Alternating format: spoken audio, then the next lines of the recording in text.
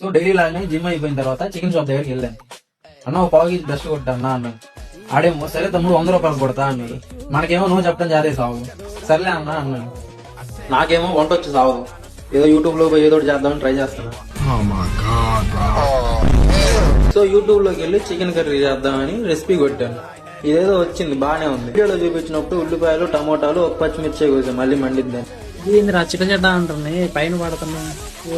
అమ్మా ఇదేం చికెన్ రా, పైన పడతా ఉంది. కొద్దిగా ఎర్రకొచ్చినాక టమోటాలు వేయాలంట. నెక్స్ట్ టైం ఇలా మర్చిపోయానే, వీడియో చూడాలా ఇప్పుడు. ఇదేమో మాడిపోతుంది, నెక్స్ట్ ఏం చేయాలో ఏమో. చికెన్ వేసేద్దాం. ఈయన అమ్మ ఎంత వేయాలో కూడా తెలియదు. నాకు అర్థమైపోయింది, ఇవాళ నాకు మండిపోయింది. పో ఈ కారం ఏందో నేను సచ్చ అయ్యాలి, నాకు అర్థమైంది. ఓకేనా, చల్లబడ్డది. సో ఇది మన ఫైనల్ అవుట్పుట్. నాకు తెలిసి దెంగినట్టే కనపడుతుంది ఇది. ఆహా, ముందు బాగా మంట పడుతున్నారు అయ్యా. Okay bye.